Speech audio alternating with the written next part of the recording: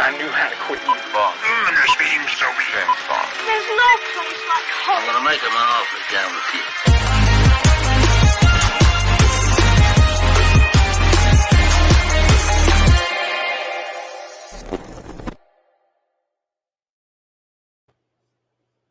Hey, and welcome to another episode of Gone for the Win. This is going to be a fun show today. We're talking about Emmy nominations. Plus we're talking about the SAG strike, but we've also got Dan here. Dan, how's it going? Hey, I'm doing great, Malcolm. Just in the middle of writing and watching a TV show, and I always make time for my good buddy over here, Gone with the Wind. Me and you have a lot of lively, fun conversations about awards, and so I'm always going to make time for you, buddy. Yep. There's good chance we may have someone else jump in, but at the moment it's just us. As I like to always start these, Dan, what have you watched in the past week?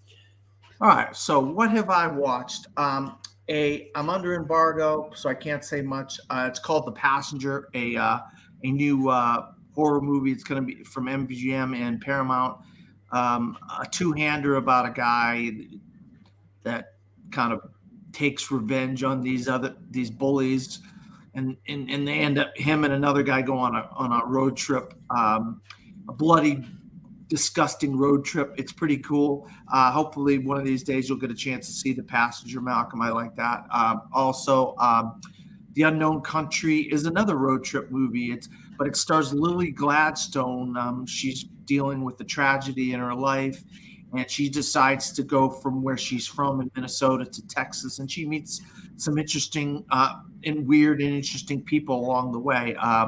Very existential. The road trip is really a reflective thing for her, and the vistas and the beauty of the cinematography is amazing. And she's in a movie out in October called The Killers of the Flower Moon. So you'll be able to see Lily Gladstone in that. Also, another A24 horror movie that really, just is probably the scariest thing I've seen all year. It's called Talk to Me. And just a group of friends. It's always a group of friends, Malcolm. It's a group of friends decide to do something involving crossing over between our plane and a demonic plane involving a hand, a ceramic hand. And it has, of course, very tragic and crazy circumstances involved. And it's an Australian film. It's from Australian filmmakers with an Australian cast. And I'll tell you what, A24 bought this, and it was really, I heard amazing things out of South by Southwest. It's the scariest thing I've seen all year, Malcolm. Absolutely scary. I could not believe how scary this thing was. Also, I finished watching Hijack on Apple Plus with Idris Elba. Of course, he's on a plane and guys try to hijack the plane, but there's machinations. They have ulterior motives why they're hijacking this plane. And I think it's like 8 episodes, but it goes by so fast. It's so binge worthy and it's so addictive.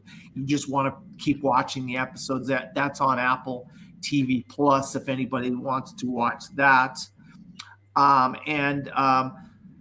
think that's about it. I can't remember anything else that I need to say or that I've been watching. The Diplomat, I finished The Diplomat with Kerry Russell. She's amazing. That's on Netflix.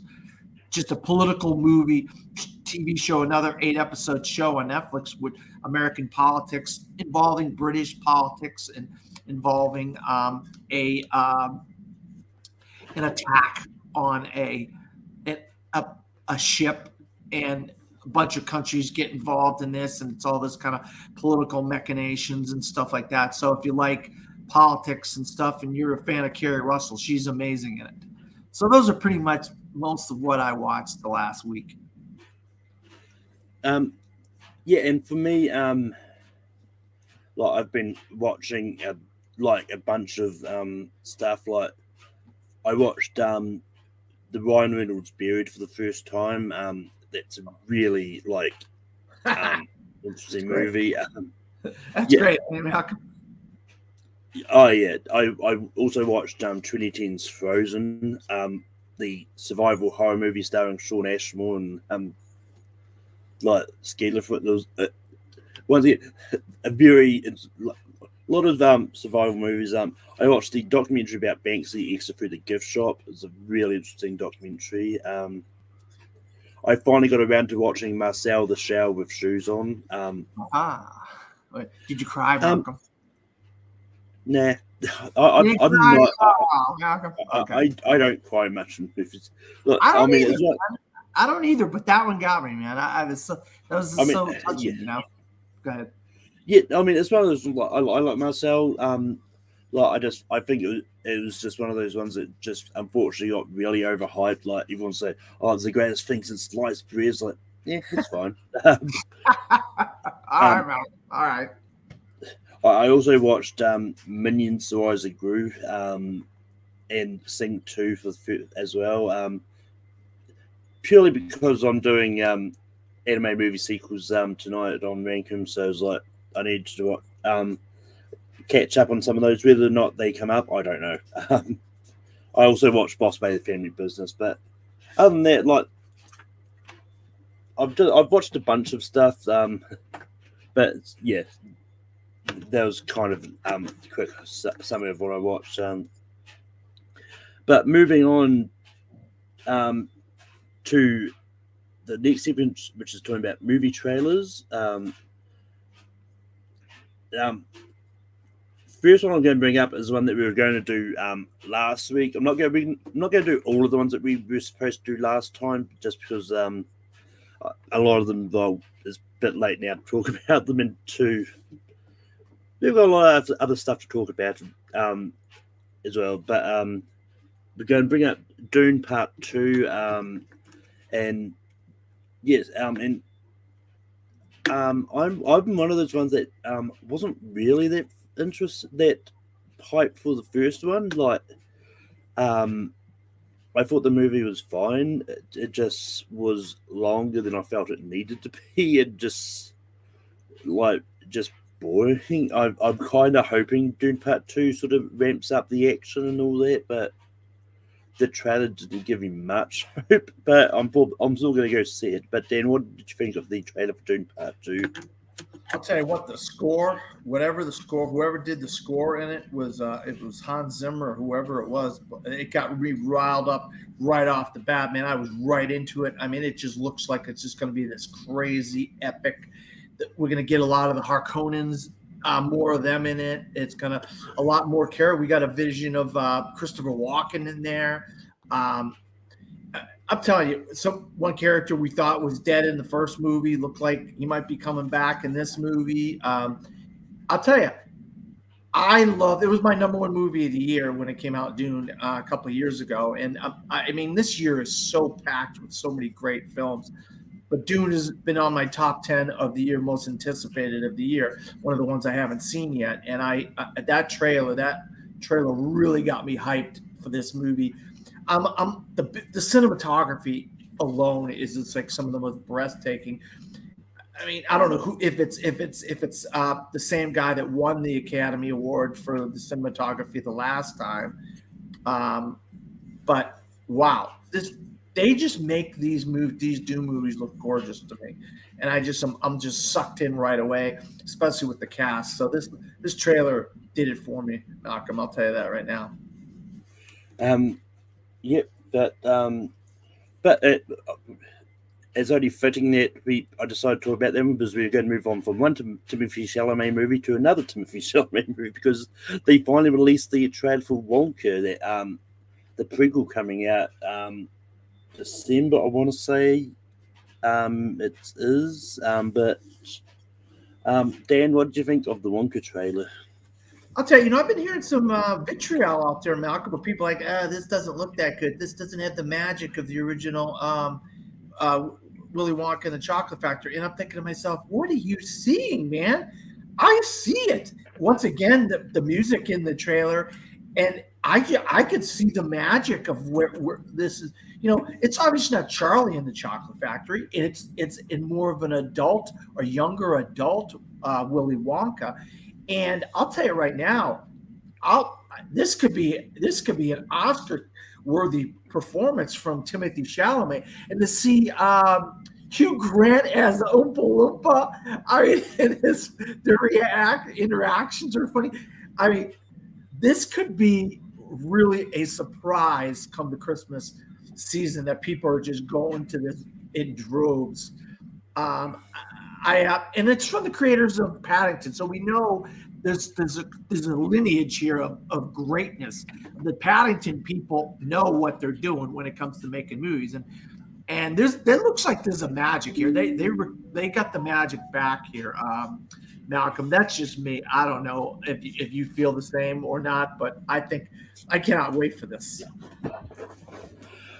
Oh yeah. I thought the trailer was great because I think like Timothy Chalamet as a young Gene Wilder version of Willy Wonka, I think it worked because like a lot of his mannerisms and the whole scratch that reverse it definitely were much like what Gene Wilder would do. So I was like, and then not to mention like the cast, like I didn't realize how stacked this cast was. Like, you've got Warren Atkinson in there, you've got Keegan-Michael Key, you've Olivia Colman, Sally Hawkins, and I've saw some people saying this, but the guy who played Mr. Moseby in Sweet Life of Zack and Cody is in this as well. Yeah, Downton Abbey. He's the main butler in Downton Abbey, so that's how I recognized him. You guys recognize him from something else. I recognize him from Downton Abbey, but you're right. I mean, yeah, but so I was like, and yeah, I mean, just seeing Hugh Grant as an influence, I'm dancing now. It's just like, it's just a lot of fun. I know there's a lot of vitriol, like, oh, they should have got a little person to play an influence. It's like, I mean, well, yes, that would have been good, but it's like, it is what it is. And I think Hugh Grant is great as an Oompa Loompa, like, and yeah, but ultimately it looks a lot of fun, and yeah, I just wish it would come out now. Yeah, I know. Don't you hate that, Malcolm? When you get these shows, you're like, dang it, I want to see this movie today, not 8 months from now. You know what I mean? It sucks. Yes. 6 months, whatever. But moving on from the trailers, and actually I'm going to switch up the order that I thought about this was,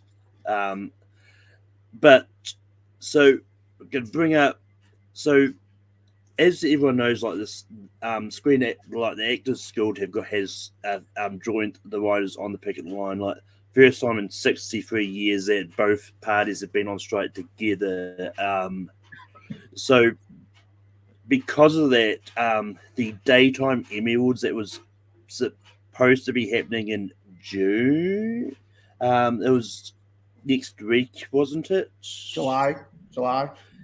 Yeah, has pushed, but now there's talk that like a lot of people are thinking that like this strike's not going to be over until at least October, which means there's possibility of the Emmy Awards that we're actually going to be talking about with the nominations that is potentially going to be pushed. And in the article that I found, like apparently, like the Television Academy and Fox have been in a debate over where to put it. So the Academy wants to put it in November, which they did in 2001 because of the terror attacks. But Fox is looking at a January date to air it, which if it goes in January, I believe there's going to be a bit of it's going to be a big awards month because I think you've got the Critics' Choice in there and you've got the Globes, so you're going to have 3 weeks of awards. But Dan, so what are your thoughts about the daytime Emmys moving and then potential of the primetime moving?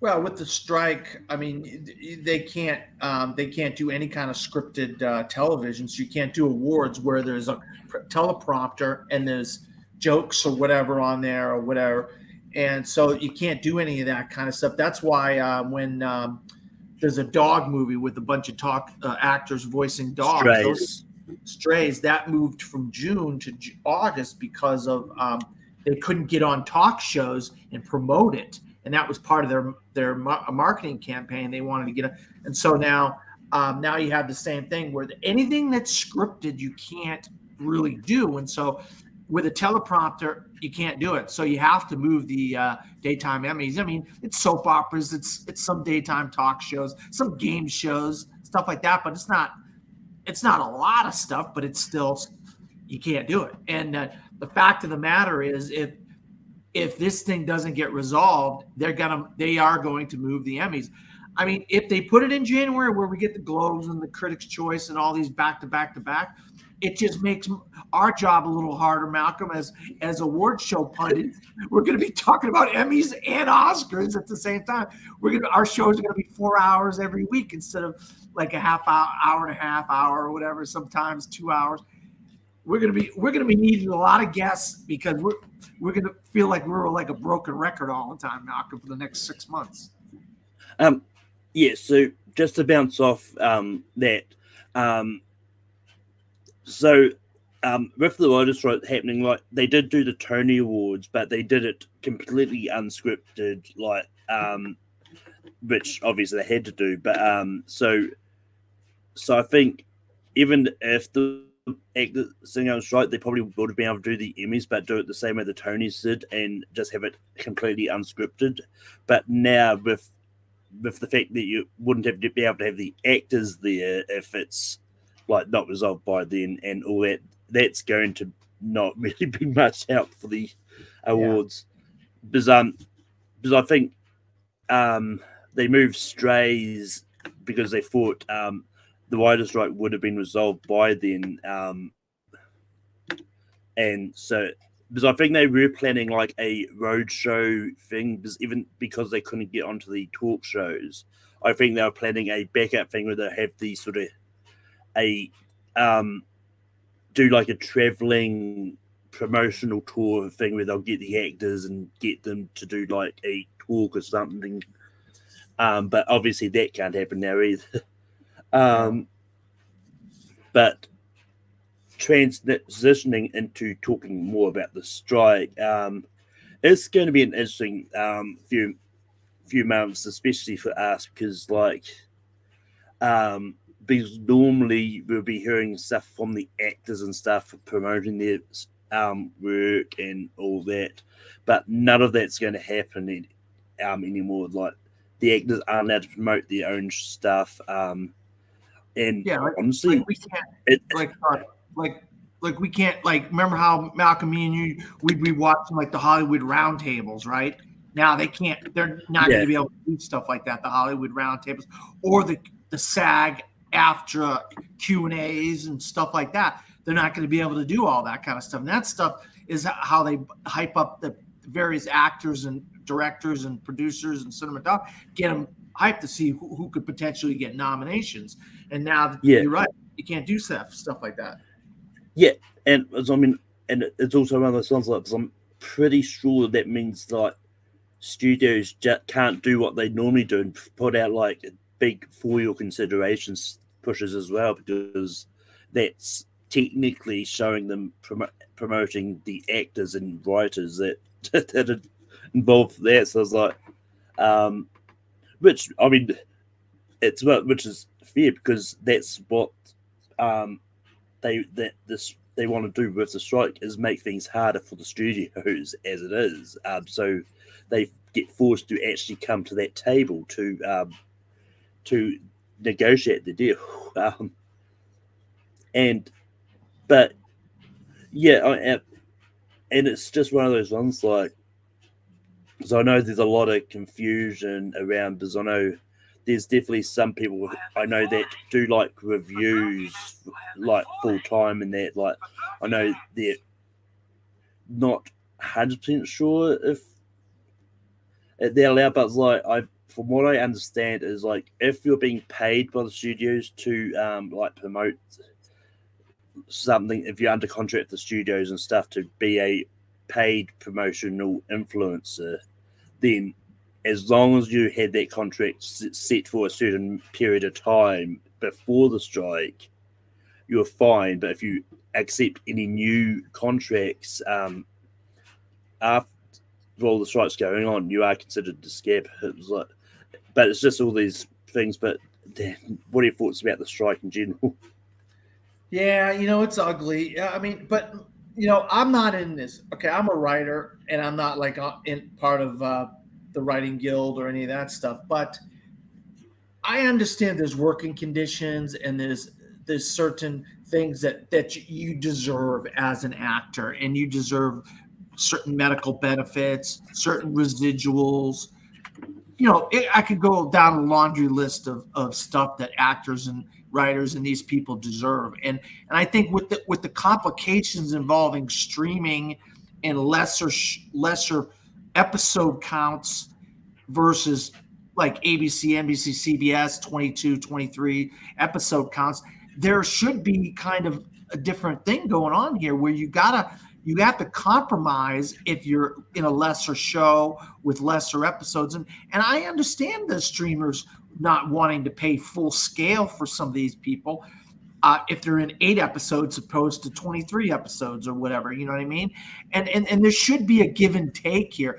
But also, we also know as we're all people, we're all human beings, we're all entitled to certain rights in our lifetime, and that part of that is medical benefits. If you're in a union, part of being in a union is you fight for certain benefits, days off, medical benefits, dental, various different things. And part of it, when it comes to Hollywood, is residuals and stuff like that. So I just hope these guys can be rational within all this stuff, and these streaming companies can be rational and realize that these are people, and it's people dealing with people, and maybe we could get to we don't want a lot of mudslinging like Fran Drescher's throwing mud at Bob Iger, and this one's not agreeing with Christopher Nolan or whatever.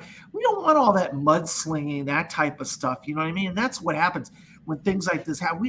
We just want this stuff resolved so we can go back to watching our movies, watching our award shows, watching our talk shows and so forth. You know what I mean, Malcolm? Yeah. I mean, Bob Iger's not helping things either. No, I know.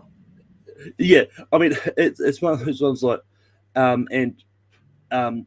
I said this on a show yesterday. It's like, if you haven't seen Fran Drescher's speech, it's a really powerful speech that she did. It's like, because, and I know there's a lot of people like out there going, oh, but the actors make millions of dollars. Like, no, not really. Like, it's only probably a small amount of the acting community who's considered A-list, like your Tom Cruise, your Meryl Streeps, your Morgan Freemans, maybe. Like those A-list, like they're the ones that are going to be doing the big bucks. But this is not about them.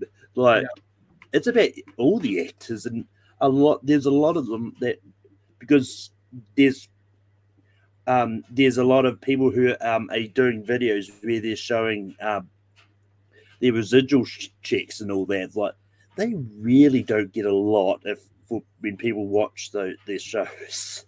Sean Gunn came out and somebody asked him about a show he was on.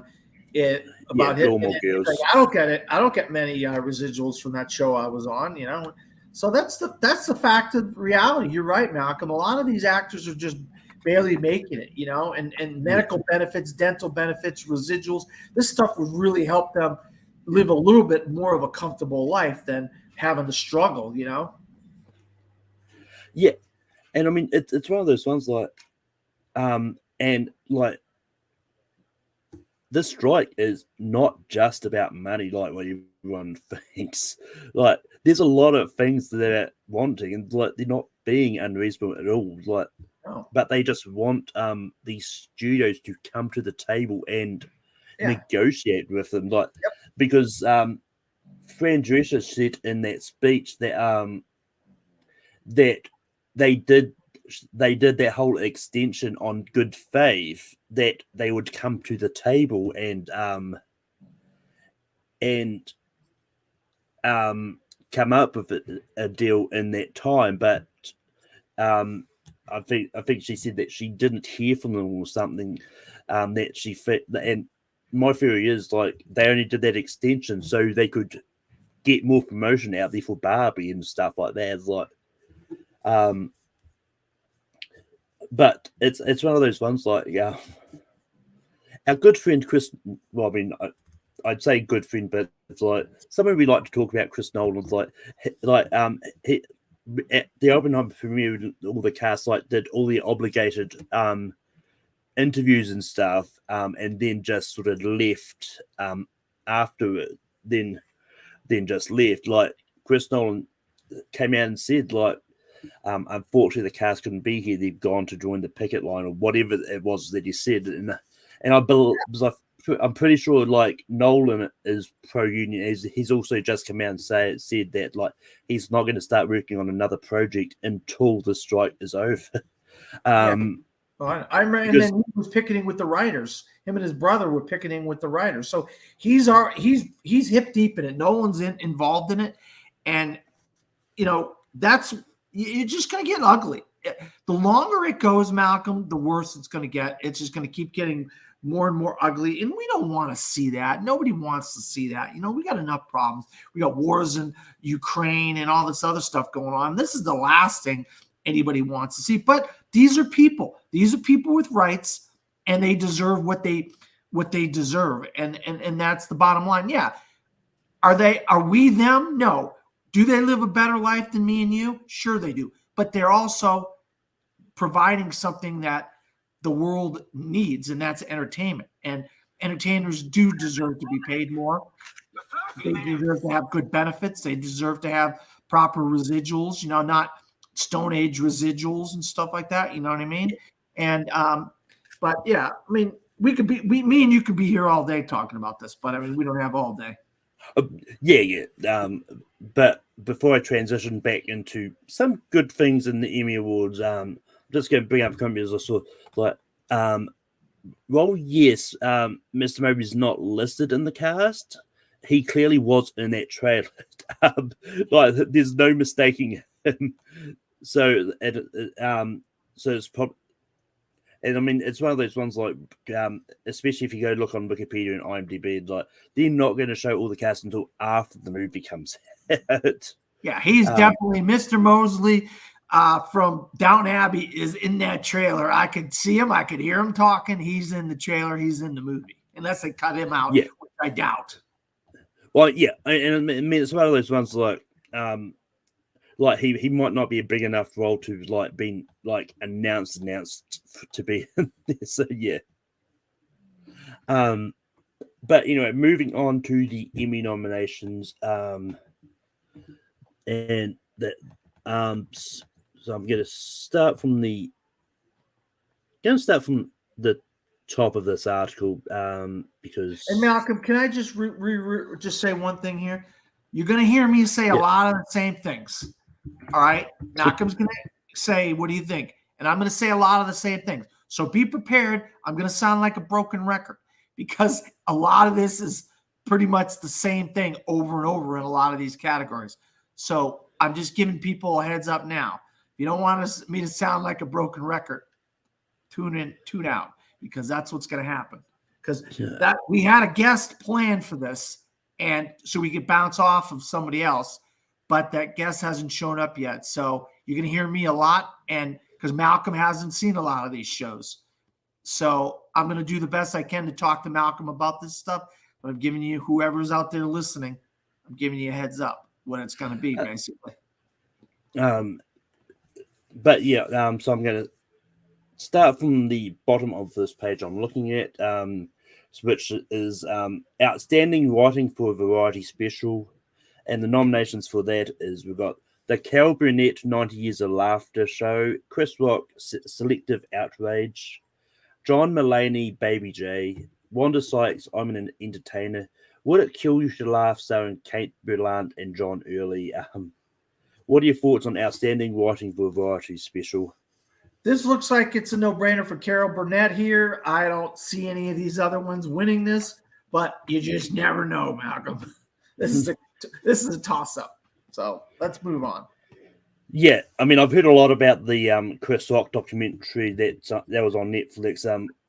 I was I've never got around to watching it. I've always wanted to, but so I think if anything, I could see that maybe pulling out. But Cal Bennett's a big like name, and I think yeah. Moving on to outstanding writing for a limited or anthology series or movie. We've got Beef, the Netflix A24 TV show, Fire Island from Hulu, Fleischman is in trouble for the episode Me Time, Prey, Swarm, and Red, the Al Yankovic story. All right. So I'm gonna preface this by saying I'm not a fan of Beef. I wrote a review of Beef and I did not like Beef. So I'm gonna be crapping on Beef a lot here. So if you don't want me to crap on Beef, I loved Prey and I loved Weird the Al Yankovic story. Those two, if either one of those wins this category, I'd be happy because I love both of those movies. Those are the two that I'm rooting for here. Yeah, I mean it's one of those tricky ones, and I kind of wish they did like writing for a TV movie as its own thing because I think it puts because writing a full like 1.5 hour to 2 hour movie is like it's a lot harder than writing a episode of a TV show because so I didn't mention like each of these, especially for the TV shows, like the outstanding writing is for specifically a specific episode. The episode of Beef is The Birds Don't Sing, They Screech in Pain. And yeah. But yeah, I did watch Fleischman is in Trouble. I think that's the one I'm thinking of because I think that's the Jesse Eisenberg series. Yes, What channel is that on? What streaming service is it on, Malcolm? It's an FX show, so it's probably on Hulu for you, but it's on Disney Plus for me. So okay. I'm gonna have to try to check that out. I have seen that did get a lot of nominations, so I'm gonna try to put that on the list of things to watch. Yeah, no, I really enjoyed Fleischman is in Trouble. I thought it was a really interesting show.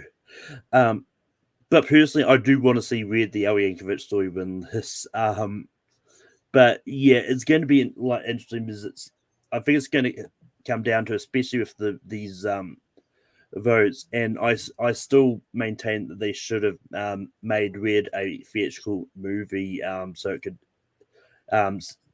because they could have got a lot of Oscar nominations, but that's still my But moving on to outstanding writing for a drama series, got Andor for the episode One Way Out, Bad Sisters for the episode The Prick, Better Call Saul for the episode Point and Shoot, Better Call Saul again for Soul Gone, The Last of Us for Long Long Time, Succession, Connor's Reading, and The White Lotus for Arrivederci. So this is an interesting one.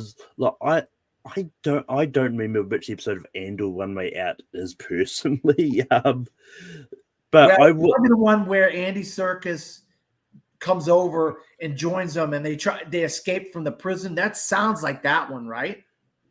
I don't know for sure. Correct us if we're wrong.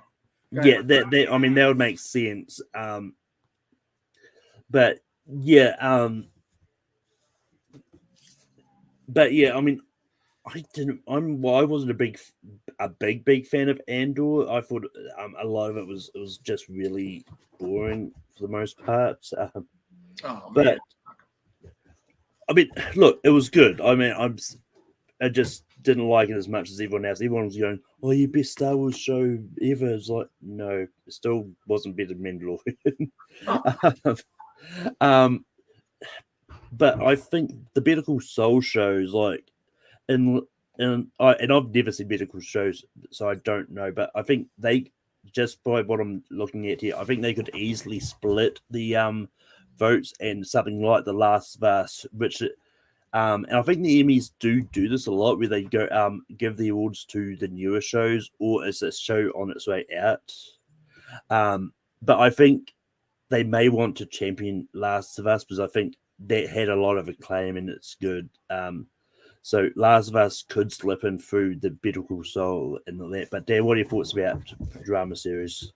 Well, I'll tell you what, this is a dogfight.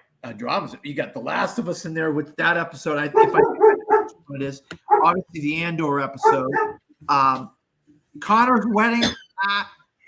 I'll be honest, I wasn't a big fan of that episode, but I can see why people are like, that's the episode that got in there for writing because of something that happens in that episode. I'm not going to spoil it. Something big happens in that episode. But to me, I would say Arrivederci, the White Lotus episode. If you watch White Lotus and you know that episode, you're like, holy crap, that's crazy. So I'm kind of leaning towards the White Lotus Sicily here, Malcolm, on this one. Yeah. But moving on to outstanding writing for a comedy series, we got Barry for the episode just titled Wow. The Bear for the episode System, Jury Duty, Ineffective Assistance, and I believe Jury Duty is the Amazon one where it's a lot of it's improv as well. Yeah. Only Murders in the Building for the episode I Know Who Did It. The other two, which I've no idea what that is, for the episode Carrie and Brooke Go to an AIDS play. And then Ted Lasso for So Long Farewell, which I believe is the series finale. But Dan, what are your thoughts on outstanding writing? Yeah, I'll tell you what. Another dog fight. It's to me, it's down to Ted Lasso, Barry, and the Bear. The system.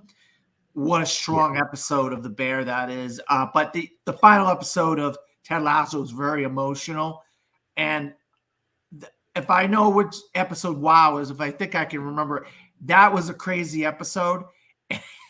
So this thing is a 4-horse race, just like in drama, it was about a 4-horse race, 4-horse race. It could be any one of these, but I'm gonna go to the system from The Bear as the my pick here. I know what episode that is, and I'll tell you, wow, what a powerful episode. Yes, so I've been meaning to check out The Bear for a long time. They haven't dropped season 2 on Disney Plus for me yet. Oh God, Malcolm, that drops in a couple of days. I've still got to watch the first season, to be honest. Trust me, Malcolm. Once you start it, you will not want to start it and stop it. I'm telling you right now, Malcolm. 6 and 7 of season 2 and the last episode are crazy. I mean, crazy. You never see them coming. They are phenomenal episodes. 6, 7, and the last episode of season 2. But season 1 really gets you invested in it. Great. So I think you're going to enjoy it. I hope you enjoy it, Malcolm. Yeah, but and I haven't got around to the end of Ted Lasso yet. But I'm just biding my time to Ted Lasso because I don't want to know that this is the last season. I want to take as long. I want to keep it unfinished as much as possible. So I know I've still got episodes to watch. But as well as I wouldn't be surprised because it's the final season for Ted Lasso that picks up a lot of these wins. And from what I've heard online, like the final episode was really good. So. It was sad, Malcolm. That's all I'm going to say. All right, moving on to outstanding directing for limited anthology series or movie.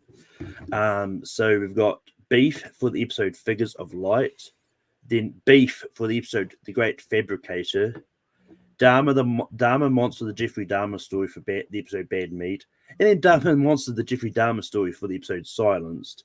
Fleischman is in trouble for the episode Me Time, and then Prey.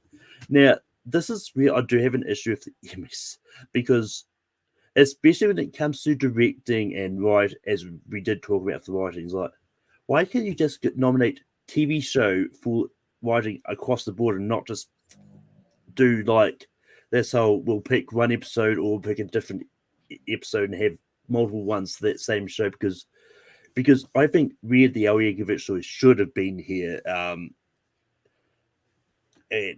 you could have had room for some of these other limited anthology series. I agree, Malcolm. I agree. I mean, why have 2 episodes of Dahmer and 2 episodes of Beef when you could have added in, like you said, Weird the Al Yankovic story, Boston Strangler, Flamin' Hot, Fire Island, anything else instead of 2 episodes of something. And a lot of these shows I have, like Beef, I hated. Dahmer's really good. I mean, I'm not going to say here and say Dahmer's not good, but I'm rooting for Prey here just because I love Prey so much. So there you go. Would Flaming Hot have been eligible for this year's No. Emmys? You're right. Yeah. Carl Malcolm. Right up Johnny on But- the spot. You're But right. yeah, no, I knew what you meant regardless. Moving on to outstanding directing for the drama series, we the episode Andor Rick's Road was nominated. Bad Sisters the Prick, The Last Long Time, Succession American Decides, Succession Connor's Wedding, Succession Living Plus, The White Lotus, Arrivederci. Dan, what are your thoughts about directing for a drama series? Well, I'll tell you right now, I think this is down to 2 here, Malcolm. And I'm going to go back to Arrivederci, phenomenally directed episode, but also I know they got Living Plus and Connor's Wedding and another. I'll tell you, Living Plus, that episode, I just felt so bad for the main character. That I mean, they feel like something good is happening, and behind the scenes is there's negativity. I might go with Living Plus from Succession here for direction, because of the cutting away and the editing and stuff like that. But the Last of Us episode, oh God, that was a great episode. I'll tell you, a lot of these categories, Malcolm, they're toss-ups. It's hard for me to pick. I'm not looking at my gold derby here, coming up with these. I'm just going off of my memory from these shows and these episodes, and that's what I'm going for. But I think maybe Succession this time, unless they just want to give Mike White the double on writing and directing with Arrivederci. I'll tell you what, if you haven't watched White Lotus, Malcolm, oh God. I actually have seen the White Lotus, and I actually do really like that episode as well. Because it was the I believe it's this finale of the second season. And craziness, all kinds of craziness happens, right? Yeah. But yeah, I mean, as I said with the Better Call, with the writing with Better Call Saul, like, there's a good chance Succession could split the votes, especially if the Academy things like each episode is really good. Like if everyone votes for if they split the votes between all members, they can't decide which of those 3 is the best. That could open up the path for like Last of Us, White Lotus to sneak it through. You're right. I forgot about that with the Better Call Saul argument. Yeah. But you're right. There's 3 episodes of Succession. It would have to be that Living Plus or whatever episode it was that they go with is so strong that everybody is voting for that episode. But you're right. You're right about Last of Us or White Lotus could sneak in there and grab that because of the splitting of the votes. Good point. Yeah. I mean, it's one of those ones like the episodes have to be really good if they're going to stand out through all the episodes of that series. Yeah. But moving on to comedy series, we've got the episode "Wow" by Barry, which Brian Nussbaum says was the series finale of Barry. Yeah. The beer for the episode review. Marvelous Mrs. Maisel for the episode 4 minutes. The Ms. Pat Show, Don't Touch My Hair. Ted Lasso, So Long Farewell, and then Wednesday's Child is Full of Roe. So this is an interesting one here because I think there's a good chance, like especially if the Academy want to give a lot of awards to some of these shows that are on their way out, and this is their last chance to win, because you've got like Barry and Ted Lasso, and I think Marvelous Mrs. Maisel was the last season as well. So if you want, so that they could want to give something for that, but then again, you've got Wednesday, which is a big name director, so like. And I know a lot of people really do like that show. So, like, So that could be a surprise win for Wednesday. Well, with Tim Burton, this is his first nomination ever. He could steal this win. Tim Burton could, but I'll tell you right now, I don't think the finale of Barry is the strongest episode. But I'll tell you, 4 minutes and Marvelous Mrs. Maisel, 4 minutes. I think that just brings the whole show, the whole series, the whole season back around to what her goal was from the very beginning. And if you know anything about the Marvelous Mrs. Maisel, that episode of her getting her just due in those 4 minutes is very powerful for me. And as a fan of the Marvelous Mrs. Maisel, I'm rooting for Marvelous Mrs. Maisel here to get that in directing because there's a lot going on. But if anybody could steal it for the first time, Emmy nominee Tim Burton, oh boy, that'd be crazy. Then I have no idea what this Ms. Pat show is, so I don't really know much about it. But moving on to Outstanding Supporting Actress in a Limited Anthology Series or Movie. Got Annalie Ashford for Welcome to Chippendales, Maria Bello for Beef, Claire Danes for Fleischman is in Trouble, Juliette Lewis for Welcome to Chippendales, Carmela Morone for Daisy Jones and the Six, Niecy Nash Beats for Dharma Monster, the Jeffrey Dahmer Story. Why can't they do a simple title for that show? River for Tiny Beautiful Things. So this is a tough one for me because I've still got to see Dharma, Daisy Jones, so I'm around some of those, but I've seen Welcome to Chippendales and Fleischman is in Trouble.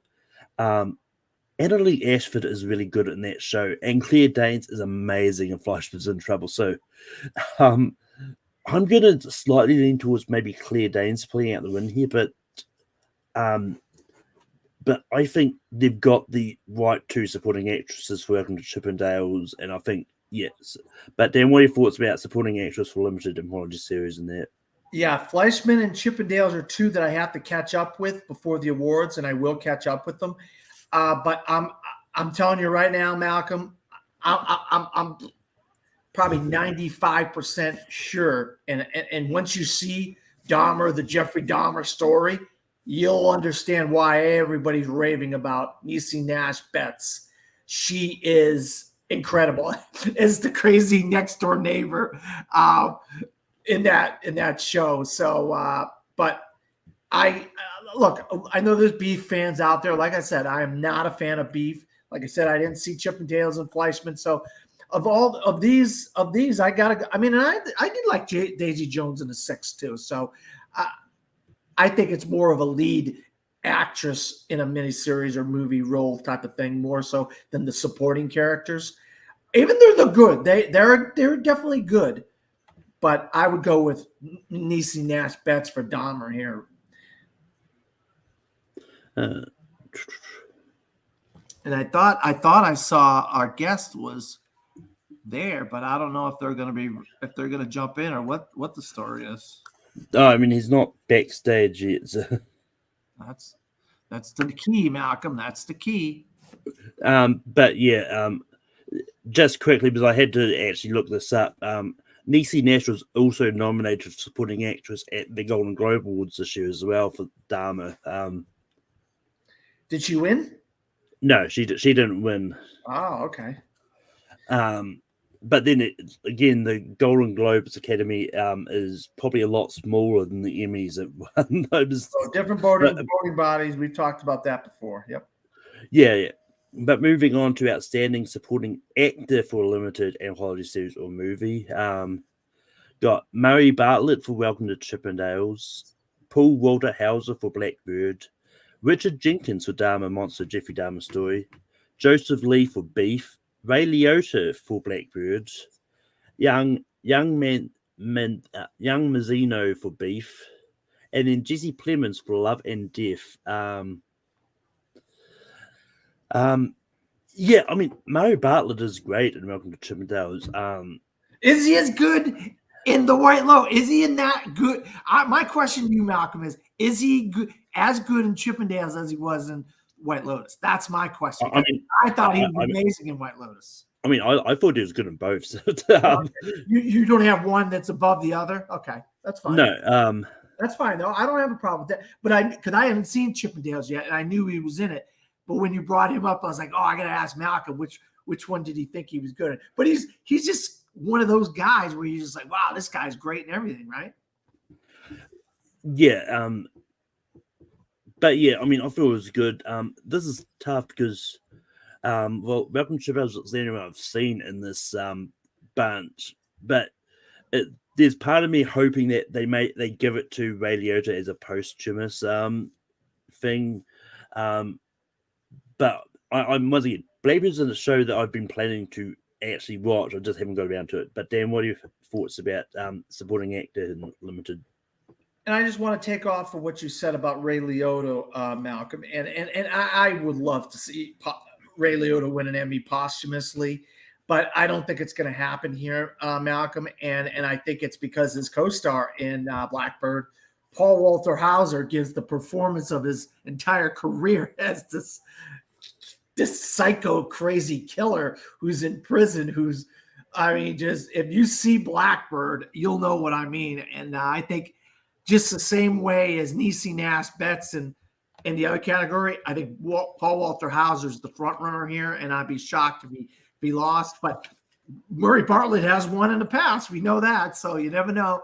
And like you said, it is a posthumous award. I think that's the reward here for Ray Liotta's family is that he did get and the thing is he's playing two people.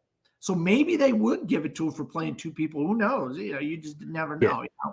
But he's playing twins. He is, and it's weird how you don't realize. Oh crap! There's another one of him, But yeah, I think it's Paul Walter Hauser. That's just me here. But moving on to the next category, which is outstanding supporting actress in White Lotus. No, I mean in a drama series. You understand the joke in half a second because you've got Jennifer Coolidge for the White Lotus, Elizabeth Debicki for The Crown, Megan Fahey for the White Lotus, Sabrina, I'm going to butcher his last name, Impacitor for the White Lotus, Aubrey Plaza for the White Lotus, Rhea Seehorn for Better Call Saul, J. Smith Cameron for Succession, and Simona Tabasco for the White Lotus. I know the White Lotus is good, but damn, this is overboard. I'll be honest, no, I don't want to cut you off. I apologize, Malcolm. I think Jennifer Coolidge was much better in season 1 of The White Lotus. And if, for my 2 cents, I would love to see Elizabeth Debicki steal this away for playing Princess Diana and The Crown. That's my 2 cents. And everybody's great in The White Lotus season 2, Sicily. And I know everybody's chomping, a lot of Better Call Saul fans are chomping at the bit about Rhea Seehorn. She's been robbed all these years and all this. So you never know. They might just try to reward her for her whole entire body of work on Better Call Saul, and she gets it. But I would love Elizabeth Debicki to get it. I don't think she's going to. Yeah, I mean, it's one of those ones like, I believe Jennifer Coolidge won last year. Yeah, she did. So it's very rare that at the Emmys, they repeat winners. So it's definitely going to be interesting because, and as I said with some of these other categories, like there's a good chance, like especially with the White Lotus in particularly, people may think all these actors are good in it and they end up splitting the vote, which does open the path for like Elizabeth Debicki or Rhea Seehorn. Because I think even with The Crown, I think that's the final season of that too. So no, there's one more season. Oh, there is.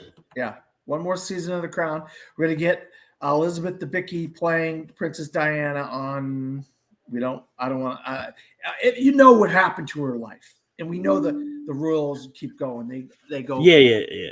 We know the royals keep going. We know what happens to her. So it's just one of those things of when it's going to happen, Malcolm. Yeah. I don't I'm want to just, laugh about it. It's not something to laugh about, you know. yeah. But we know it's I'm going to just happen. going to quickly bring up something Yeah, because this is definitely another season, and unfortunately, we kind of know what's going to happen for old Elizabeth Debicki's character. yeah. So once again, I just had to double check this, but Elizabeth Debicki was also nominated for a Golden Globe for the Crown, although for some reason she was supporting on the Golden Globe Awards. Well, that is supported. Never mind. I was going to say, Malcolm, what are you reading? I have no idea. But yeah, like, and I know everyone's wanting Rhea Seehorn to win this, and I kind of hope she does, so that I don't have to see many people going, "Oh, Rhea Seehorn should have won this." Because I mean, like, I agree. I think Jennifer Coolidge deserved it last year, for sure. But moving on to outstanding supporting actor in The White Lotus or Succession, because that's all it is. Got F. Murray Abraham for The White Lotus, Nicholas Braun for Succession, Michael Imperioli for The White Lotus, Theo James for The White Lotus, Matthew McFadden for Succession, Alan Ruck for Succession, Will Sharp for The White Lotus, Alexander Skarsgård for Succession. So, Dan, which of these two shows do you think will have the actor win? You know, it's this is such a toss up. I've seen every episode of both of these shows, and it's kind of a toss up. I kind of want to go with F. Murray Abraham, but also I kind of like Braun in Succession. You know, it's such a toss up here. I can't. It's hard for me to decide. You know, I love both of these shows, and I love all these actors. I'd be crazy. It'd be crazy if they had like Skarsgård would pull this out. You know, I mean, that'd be wild if his character would pull this thing out. You know what I mean? But also Michael Imperioli, we all know from Sopranos, he's great in it. I don't know, Malcolm. This is such a toss up for me. You got all these guys from these two shows, and I love both shows. You know? Yeah.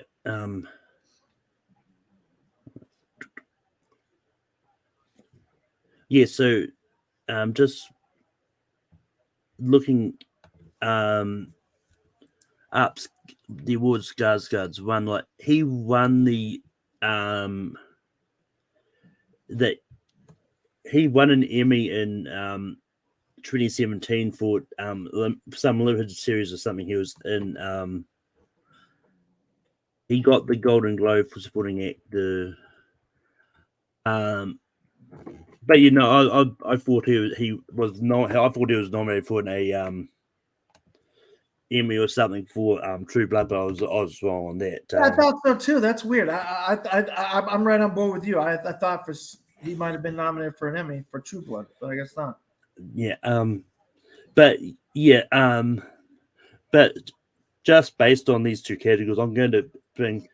Should the Emmys bring in a ensemble TV show award because, and in that way it opens the door. Then, especially these big shows like The White Lotus and Succession, like if they had an ensemble award where they could just like nominate something like that, then have like a lot of like standout actors and maybe get a few more shows in this because there's more drama series than just The White Lotus and Succession. Oh yeah.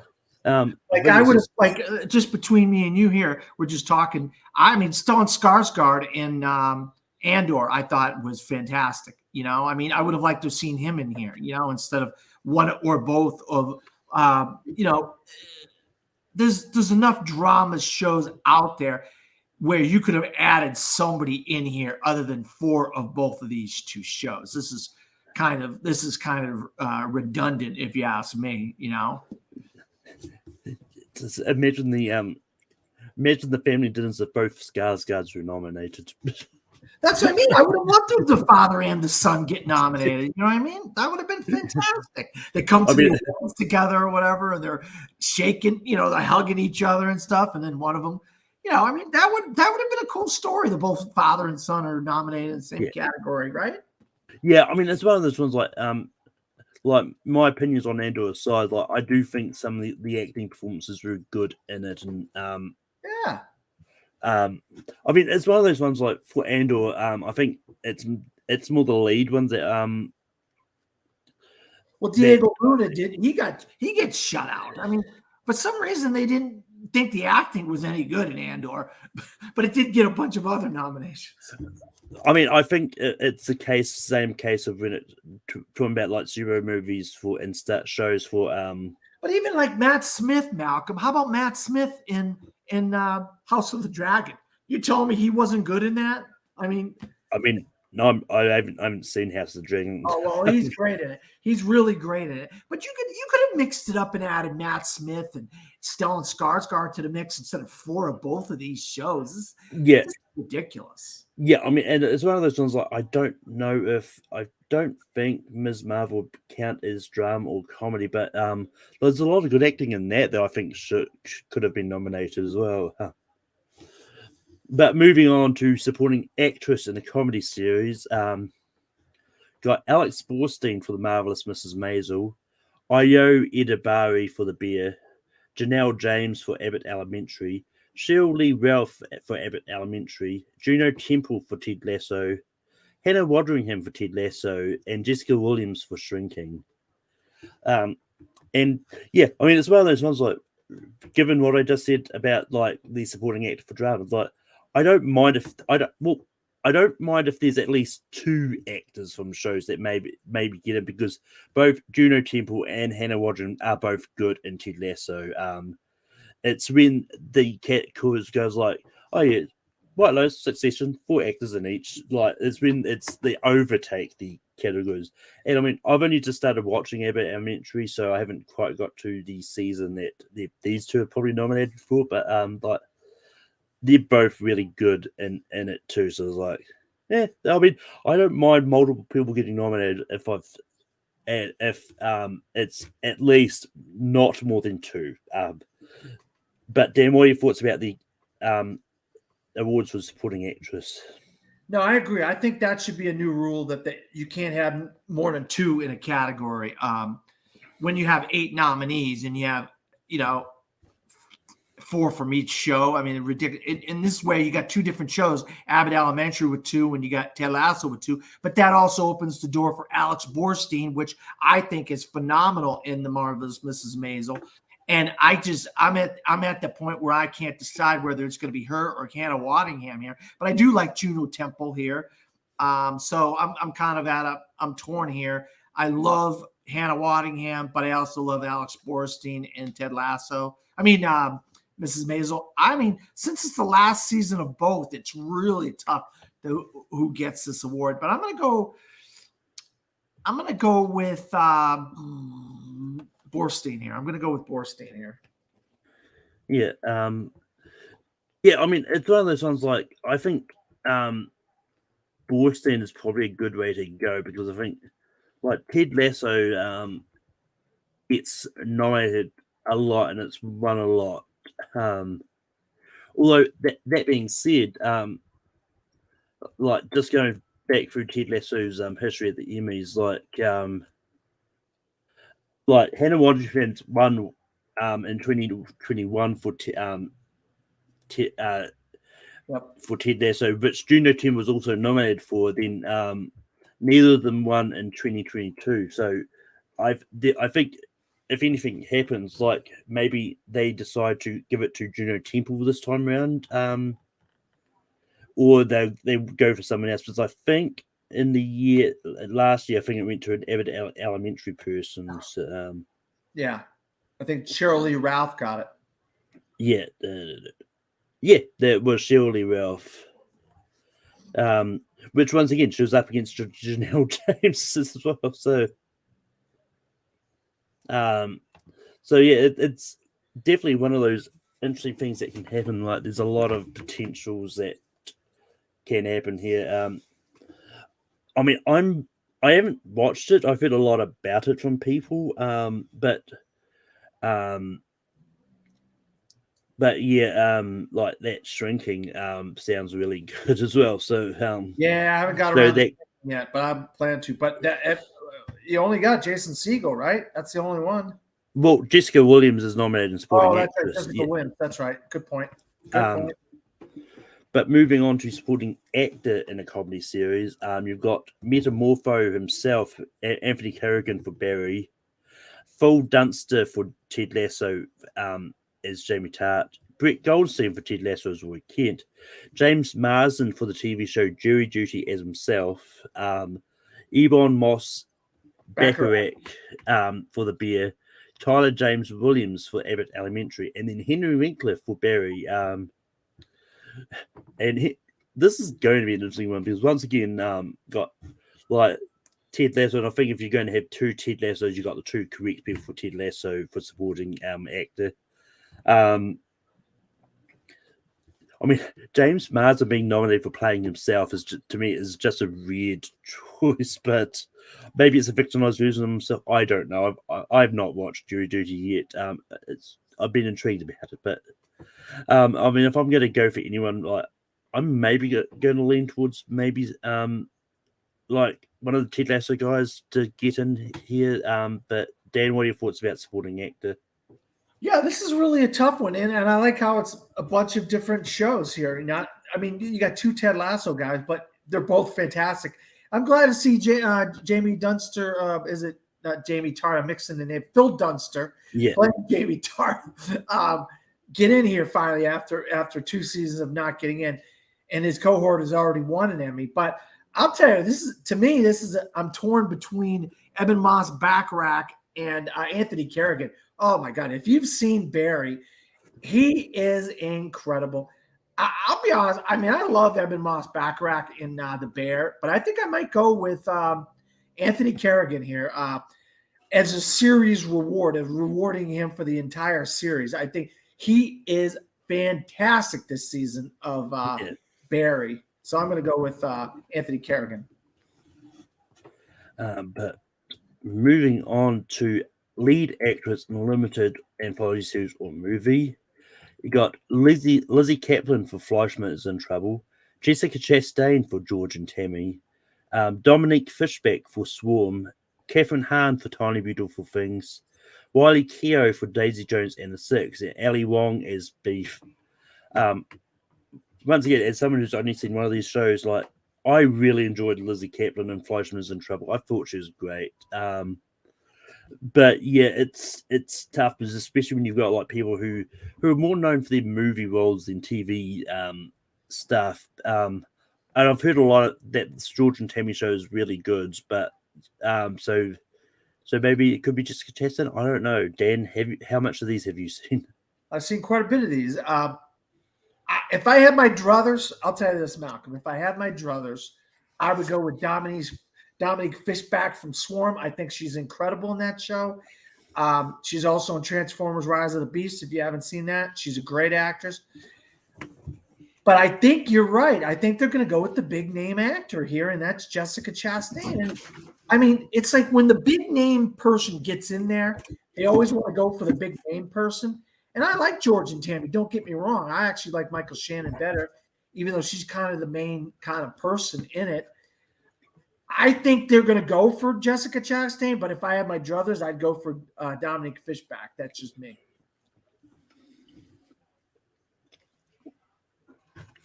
But anyway, moving on to the next one, which is lead actor in a limited anthology series or movies. You got Taron Egerton for Blackbird, Kumail Nanjiani for Welcome to Chippendales, Evan Peters for Dharma Monster Jeffrey Dahmer Story, Daniel Radcliffe for Read the Al Yankovic Story, Michael Shannon for George and Tammy, and then Stephen Yeun for Beef.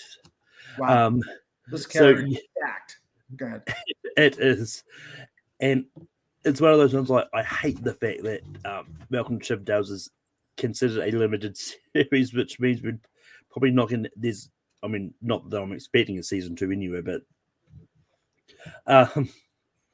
but yeah, this is tough because Daniel Radcliffe is great as Weird Al Yankovic. I want to see him win this, but Kumail Nanjiani was equally as great for Welcome to Chippendales. But if I'm going to put my bet on something, I'm going to lean towards Daniel Radcliffe, just because he was a really picture perfect Weird Al. But yeah, Dan, what are your thoughts about this category?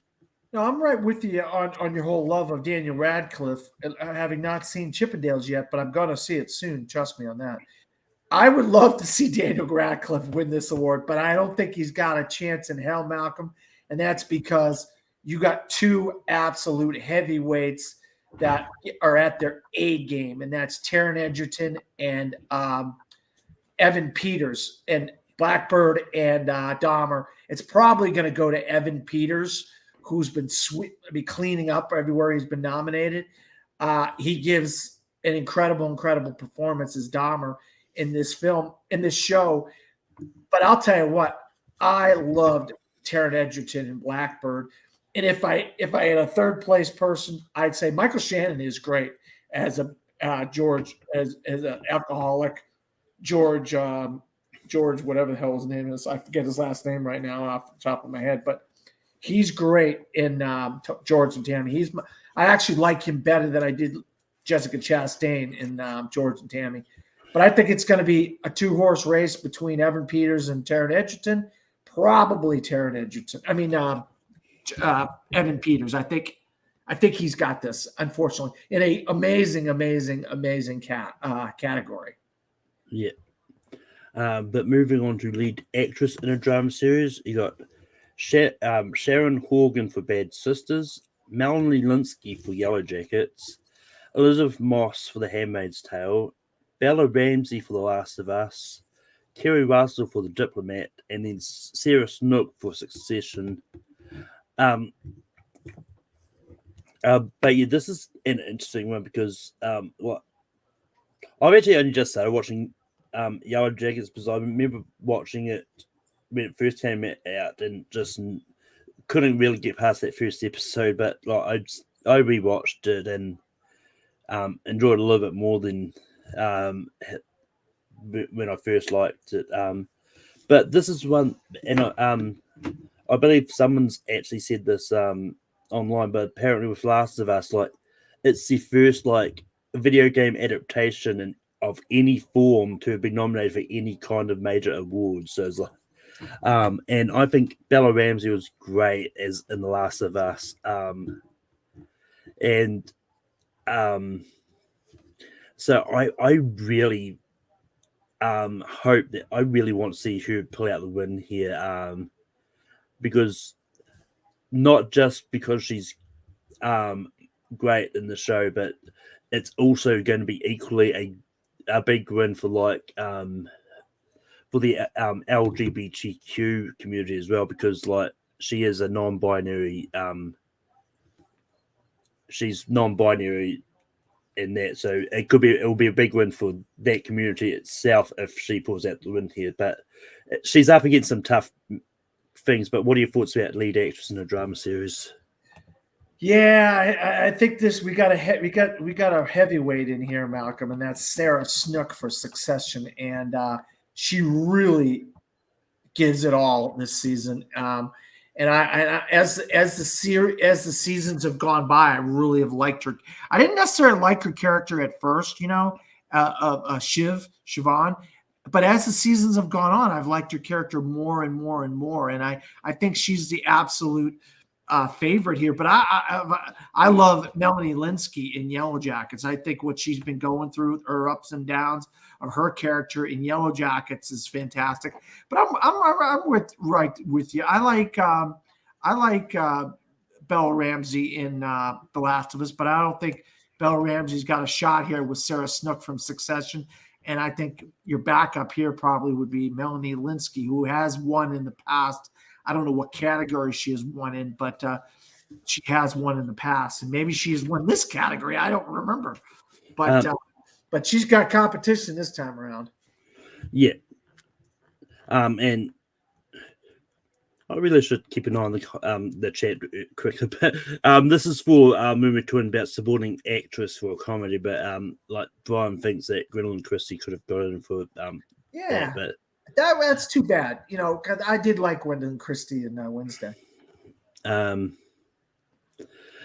moving on to lead actor in a drama series, you got the old man Jeff Bridges playing the old man in The Old Man, Brian Cox for Succession, Kieran Culkin for Succession, Bob Odenkirk for Better Call Saul, Pedro Pascal for The Last of Us, Jeremy Strong for Succession. So you've got, 3 Succession guys. So maybe one of these could take it out because I know like all these people are talked about for being really good in the show. Bob Odenkirk's won a lot for Better Call Saul. I want to see, once again. I want to see Pedro Pascal sort of win here, to just see them sort of give some love to some of these new shows, and not so much the old ones that are going out. But that being said, so I don't know if any of these Succession people have actually won before. Brian Cox won. Yes. So I kind of want to see someone new win here. And I don't know what. I can't remember if Jeremy Strong has won or not, Malcolm. I can't remember. But I know Brian Cox has either won once or twice, I think. Yeah. But Dan, what are your thoughts about lead actor in a drama series? Yeah, I don't want to. I apologize, Malcolm. I'm trying not to interrupt you, but I think it's going to go to one of the Succession guys, Kieran Culkin or Jeremy Strong. I don't think it's going to go to Brian Cox. Not going to get into spoilers of Succession here. But I'm kind of right with you. I mean, Bob Odenkirk has won before. It'd be nice to see Pedro Pascal get up there and take this. I love Jeff Bridges and The Old Man. This is a tough category to pick, but I think it's not gonna be one of these vote splitting deals. I think one of those Succession guys are gonna win. I think it's either gonna be Kieran Culkin or Jeremy Strong. I just can't put my finger on which one. I'll tell you what, Kieran Culkin, man, wow, what a revelation he was in this show. But also Jeremy Strong. I love Jeremy Strong in Succession. So I think it's going to be one of them, but I'd be pleasantly surprised if it's Jeff Bridges or Pedro Pascal ended up pulling it out here. You're looking up some stuff, aren't you, Malcolm? You got that look of looking up stuff. Yeah, no, I was looking at the awards and nominations that Succession was they have been nominated for. Unless I'm not finding it, but apparently they've not been nominated for an Emmy Award before. They've Golden Globes, they've won a lot. So no, they won Emmys, Malcolm. They won Emmys. Yeah, no, I'm just saying I'm not going to worry too much about that, but on the Wikipedia page for Succession and the awards and nominations, it's not showing. Oh wow, that's weird. Because I know for a fact Brian Cox has won. Well, yeah, as I said, he's won a Golden Globe award, but I'm not seeing Emmy there. But it is what it is. I mean, I'm with you. I'm pretty sure that he has been nominated for before for Emmys, because I'm pretty sure I remember talking about it last time when I did a Emmy special. But moving on to lead actress in a comedy series. You've got Christina Applegate for a show called Dead to Me, Rachel Brosnahan for Marvelous Mrs. Maisel, Quinta Brunson for Abbott Elementary, Natasha Lyonne for Poker Face, and Jenna Ortega for Wednesday. Once again, I would like to see a new face get up there. I think from what I've seen of Wednesday, I've still got to get around to actually watching the series. I want to see Jenna Ortega win, but once again, like I've heard a lot of good stuff about Marvelous Mrs. Maisel, so I wouldn't be surprised if Rachel Brosnahan win. Although I think she has won a few times for Marvelous Mrs. Maisel. From the episodes I've seen for Poker Face, Natasha Lyonne is great in it, and I really do like Quinta Brunson and Abbott Elementary too. So I'm going to lean slightly to Natasha Lyonne, but Dan, what are your thoughts about lead actress in the comedy series?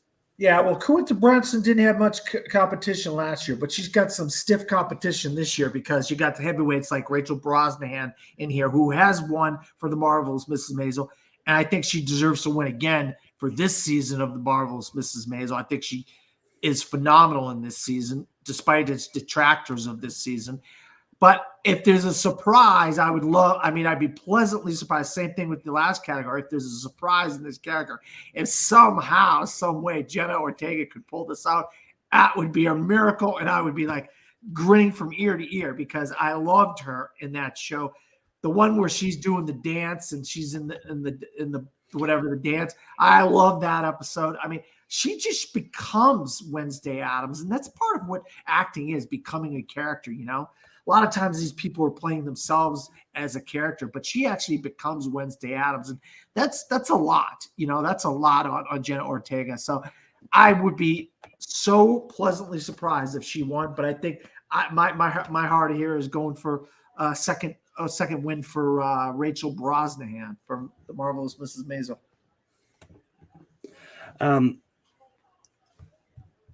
But you're moving on to lead actor. You got Bill Hader for Barry. You got Jason Segel for Shrinking. Martin Short for Only Murders in the Building. Jason Sudeikis for Ted Lasso. And Jimmy Allen White for The Bear. And this is what I'm like. Well, I know I've sort of said that I kind of don't like seeing multiple people from the same show be nominated, but once again, I've not seen Shrinking, so I don't have any frame of thing. But I've seen a lot of people talk about Harrison Ford not being nominated for Shrinking, and then as someone who has seen Only Murders in the Buildings, like the fact that Steve Martin, or even actually come to think of it, the fact that Selena Gomez didn't get nominated for lead actress either. But Martin Short being the only Murders in the Building person to get nominated this time around is rather surprising to me. But just judging from who was nominated, like I'm kind of feeling like Jason Sudeikis is probably going to play out the win again for Ted Lasso. I kind of want to see Jason Segel maybe getting it in for Shrinking, because from what I've seen in the trailers and that, I think he's pretty good in this. And but Dan, what are your thoughts about lead actor in a comedy series? Yeah, I'll tell you what, boy, oh boy, do you have the heavy hitters in this category with Jason Sudeikis, Bill Hader.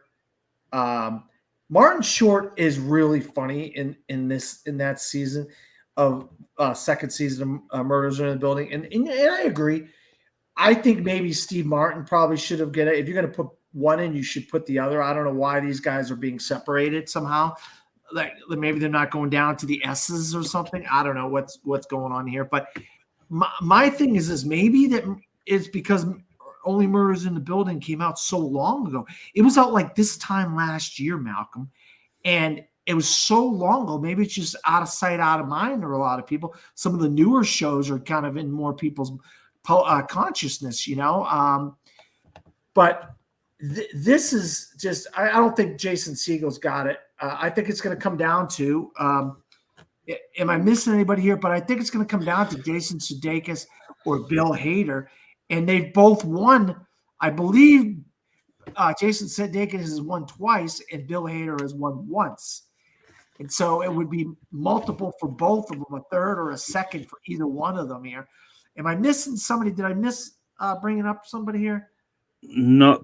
I think you mentioned all the ones. Okay. Yeah. Go ahead. And honestly, I think, I don't know if it's happened before, but I think if Jason Sudeikis wins a third time, he's probably going. I think he's going to make history as the first actor to win for every season of the TV show that he's been in. Because I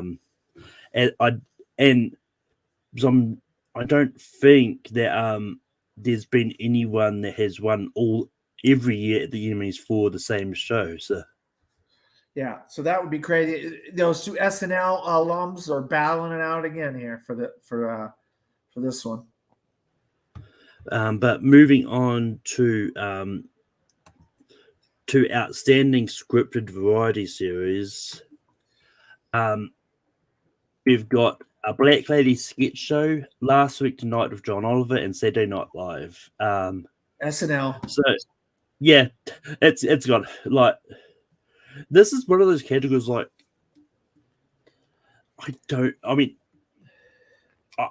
they probably put it in, but so Saturday Night Live can get nominated somewhere, but it's like, it's one of the pointless shows because there's not a lot of those scripted variety shows out there anymore. It's like it is the parody. It is only those 3 shows. And the thing is, they moved Oliver from Best Talk Show over to this one to give somebody else a chance in talk show to win. Finally, get him out of there because he's been winning every year. You know. Well, I mean, well, there is that, but I think last week night, I think it's more from a because I think last week night it has gone more from being a talk show to a more of a scripted variety show from the segments that I've seen. So I think it's just, I don't think it's a case of they moved him out of there so someone else could win Outstanding Talk series, but it's like, but moving on to Outstanding Talk series, got The Daily Show with Trevor Noah, Jimmy Kimmel Live, Late Night with Seth Meyers, The Late Show with Stephen Colbert, and The Problem with Jon Stewart. I mean, I'm not a fan of the guy, but one, I'm surprised that James Corden or Jimmy Fallon got left out of the dust here. I'm not because surprised. I'm not surprised. Go ahead. Well, I mean, it's one of those ones like I know Jimmy Kimmel Live is probably more popular than Fallon, but it's like I still kind of have expect to see at least those ones in the mix too, especially with the fact that with Corden, was his final season. I don't think he's ever been nominated, but what do you? I don't watch any of the shows. What do you thoughts on the Outstanding Talk series? I actually do watch Jimmy Kimmel a lot, and I really like Jimmy Kimmel, but I think it might go to Colbert. He's a little bit more cutting edge than Jimmy Kimmel is, but I do like Jimmy Kimmel a lot. I tend to watch him a lot more. I haven't watched Jon Stewart this time around, so I don't know. But that's my 2 cents on that. But moving on to Outstanding Reality Competition Program, we've got The Amazing Race, RuPaul's Drag Race, Survivor, Top Chef, and The Voice. Once again, I used to watch like a lot of reality competition shows. Just haven't got a lot of them just tend to be the same much now. But I think The Amazing Race Survivor will probably win this. Dan, what are your thoughts on reality competition program? Yeah, when I saw this nominations come up, I was grinning from ear to ear, Malcolm, because I am a massive Survivor fan, and this season of Survivor was so good. I mean, it was injuries and crazy. I mean, the storyline with the various characters was very interesting. A lot of injuries, a lot of interesting stuff going on, turmoil and stuff. And I think I would love to see Survivor pull this out. I'm also a big fan of The Voice. So, I mean, it's the last season with Blake Shelton or whatever. I don't know what season they're nominating here, but yeah, if I had my druthers, Malcolm, I would love to see 40 whatever seasons of Survivor. It hasn't been nominated for almost 20 seasons, or 17, 18 seasons ago. It was the last time it got nominated, and they end up winning the Emmy 17, 18 seasons later on their like 44th or 45th, whatever season it is. That's crazy for me. Or 46 seasons. I can't remember what number they're up to now. That's how many seasons they've had. Yeah, I'm just going to. But I am a massive fan of Survivor. I was hoping once I saw that Survivor get in there, I was like, maybe Jeff Probst will get in there, because Jeff Probst is fantastic as a host. He's won a few times as reality show host as well. So, you know, for whatever reason, the reality show host is not in the wasn't things that I can find, but so maybe yeah, but there's a lot. There's like guest miniseries, guest character, guest. There's a lot of those awards that are just like you could go on and on. A lot of these award shows. This one, you know. Yeah, I think a lot of. I think all those is on the creative arts side of things, where they also do in conjunction with this. They didn't put it on the. They didn't put it on the Wikipedia for this one. Yeah. But I was but I was just biding my time just to see. So what I'm looking at when I'm going back through the reality TV shows like that, RuPaul's Drag Race seems to be a heavy favorite in Yeah, it this is. You're right. I category. think it's won 3 years in a row or something, Malcolm. Oh yeah, although last year it was that Lizzo reality show, Watch Out for the Oh, okay. Girls. But yeah, The Voice has won a few times. Amazing Race has won a few times. I have about 3 or 4 reality shows that I watch religiously all year long, and one of them is Survivor. So I'm rooting for Survivor, even though I am a big Voice fan and I like Blake Shelton. I think Survivor was actually much better this season. Yeah, I mean, for me, like one of the big reality shows that I always watch is Hell's Kitchen.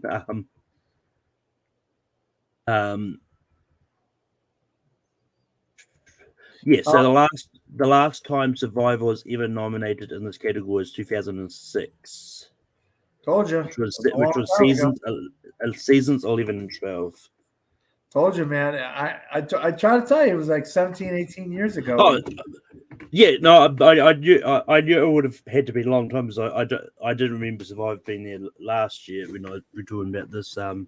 But moving on to outstanding limited or anthology series, got Beef, Dharma Monster, Jeffrey Dahmer Story, Daisy Jones and the Six, Fleischman is in Trouble, and one that I thought is a weird one. I do like this show, but I didn't think it was that good. Is Obi-Wan Kenobi popping up in here? Me either. Yeah, as I said, I really Blackbird. Where's Blackbird in here? This is ridiculous. But well, go ahead. Yeah, I mean it's one of those ones like, although they don't do a standing TV movie. They don't put the TV movies in here, do they?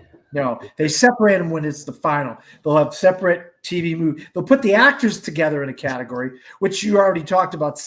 They should separate them. I agree with you there. But the movie is separate and the miniseries is separate, which is fun. That's good. I'm glad they're doing that actually.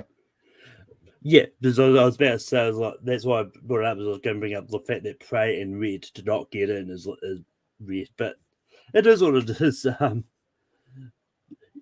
But I mean, I want to see Fleischman's in Trouble win this, but once again, it's up against Dahmer, it's up against Daisy Jones and the Six, but Dahmer's probably going to pull this out. What are your thoughts about limited or anthology series? Yeah, I'm not a big fan of this category, but it's the most obvious one to me is Dahmer. The Jeffrey Dahmer story is going to pull this out and is going to win for Ryan Murphy. It's the strongest of the bunch here, and I think it's going to win. But yeah,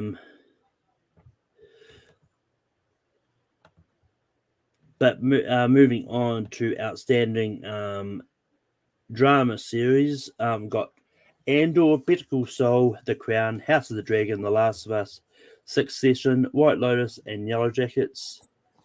Dan, what are your thoughts about outstanding drama series? I'll tell you what, this category is incredible. I mean, incredible, man.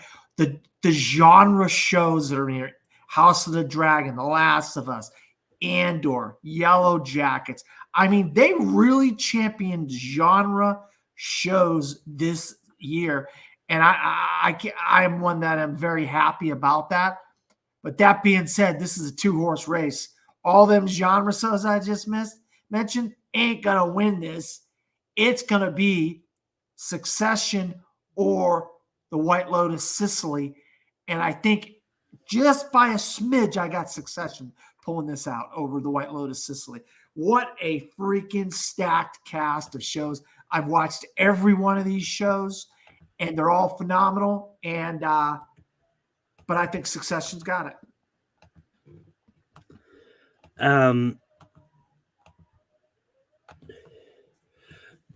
But yeah, this is one of those ones like I want to say one of the shows on that its last season for is going to sort of take that. But I also want to see a new show come out because, especially with how good Last of Us was, I wouldn't be surprised if that is the big upset to like something like Succession or Better Call Saul sort of losing here. But it is part of appointment television, Malcolm. So I give you the credit there. Last of Us was part of appointment television, but it's not Succession, my friend. Yeah, well, yeah, I know, I get that. It's one of those sounds like, I mean, once again, when it comes to like Succession, like the way I see it, like there's one or two scenarios, like either something like Succession or Better Call Saul because like people's like it's the last season, it's their last chance to get an award and all that. But then on the other side, I'm thinking like, well, like maybe I'll go to a news show that is like really loved, like The Last of Us. I mean, if one of the genre shows pulls it out, Malcolm, I would be over the moon. I would be shocked. I mean, I freaking love Andor. I love Yellow Jackets. I love Last of Us. I loved about a half of House of the Dragon. You know what I mean? I really loved Andor. I'm telling you, I'm really, but nothing is going to beat White Lotus or Succession. It's going to be one of those two shows. I'm telling you right now. Yeah, well, yeah. No, I mean, as I said, I wasn't doubting you on that. Okay. I was just saying, if anything is to be the spoiler in the room for this category, it's going to be I'm almost certain it's going to be The Last of Us. Like, in my head, I do think it's going to be Succession or Lotus if I'm thinking logically. But well, HBO still wins because they're all HBO, right? Yeah. So I mean, it's just one of those ones like, but it's also I'm trying to think somewhat out of the box. Well, not so much out of the box, but like thinking that there's a chance, like if there is a chance of an upset anywhere, I think, like, yeah, because I think if there is an upset in this category, it is going to be The Last of Us that is going to be the one causing the upset. But yeah, it's probably going to be Succession, White Lotus, especially with the fact that those two shows apparently are the only shows that exist for actors because there you go. Now you're catching on, Malcolm. Now you're catching on. Look at all the shows that get the acting nominations and what shows aren't getting acting nominations. That's when you start figuring it out. I mean, it's one of those ones like, but the other thing is like, on the night where the actors for those shows start losing, like I'm going to start thinking there's going to be an upset because the only chance that Succession or those have to win an acting nomination for sure is the one category where it's only those two shows nominated. Yeah, well, yeah, we know that. But like if they start losing out in other places, like, and I think this for me, if a big telling point of a chance of a Last of Us upset will be if Pedro Pascal and Bella Ramsey take out the lead awards. Good point. Because I think that is the big telling point if Last of Us is potentially going to get a good night. Yeah. But moving on from the drama side to the laughs to the comedy side, we've got Abbott Elementary, Barry the Bear, Jury Duty, Marvelous Mrs. Maisel, Only Murders in the Building, Ted Lasso, and Wednesday. Once again, judging from what we've seen, like I do think it's probably going to be Ted Lasso here. Once again, same reason we kind of sort of said with Succession and White Lotus. Because, like, let's face it, a lot of the acting nominations were going to Ted Lasso. But also Barry, I believe, don't quote me on this, I think Barry has won in the past. I don't know for sure, Malcolm. I think before Ted Lasso, Barry won. And last year, when there was no Ted Lasso, I believe Abbott Elementary won. So I think between there's 1, 2, 3, 4 winners here between those three shows, if I'm not mistaken. I could be wrong. Don't quote me. Go ahead. Yeah, no, I'm pretty sure. Yeah, no, I'm pretty sure Abbott Elementary won something. I can't remember if it was Golden Globes or Emmys, but I know it's won. I know it's won something in the past. Yeah, it won last year. Either that or White Lotus was in comedy one of these years and won or something. But no, I think that the thing here is you also have Mrs. Maisel that has won in the past. So you have a lot. I think you have more. I think Only Murders in the Building may have won in the past. I'm not sure. Maybe it was nominated. I'm telling you right now, I think there's a better shot at like anybody could pull this one out than drama. I think there's more of a shot that these are the field is much spread out when it comes to the winners here. But I mean, Ted Lasso is big. Barry is big. Abbott is big. Who have I not talked to that I wanted to say something about? Oh, The Bear. Okay. The Bear, I think could be that out of nowhere pulls it out. I'm being serious here. With all these ones that have won in the past, maybe you could be right where that's what could happen this time around. I'm agreeing with you where something comes out of nowhere. And it just has been with The Bear being on TV right now, and people are raving about season 2 of The Bear, which I can't say enough about. Maybe that's the incentive. If the Emmys were actually going to do the voting, and it's going to come out at the right time, people can think of The Bear, because they just saw The Bear season 2. You know what I mean? And that could be the shocker of the whole night that The Bear pulls it out. But well, yeah, I mean.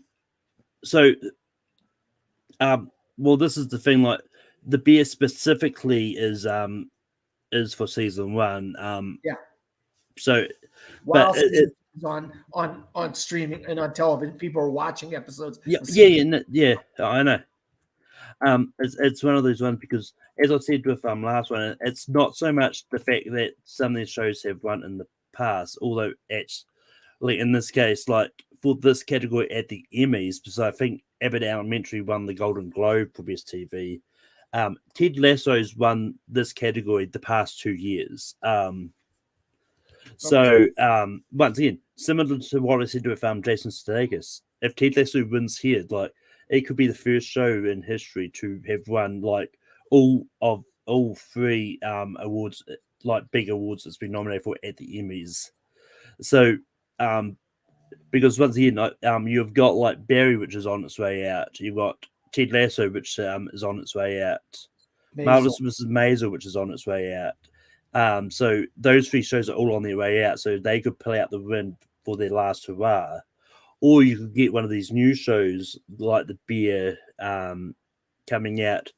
And maybe like Only Murders in the Buildings or even Wednesday sort of come out of nowhere and take it. But I mean, it's one of those ones like, because like my thing with the drama, it wasn't specifically because some of these shows have run in the past. It was more of a case of like you've got Succession, which is finished, and Better Call Saul, which is finished. So it's one of those ones that like anything is possible here. I think there's more a shot of anything could happen in this category than in drama. I mean, I agree with you. I mean, I wasn't disagreeing with you.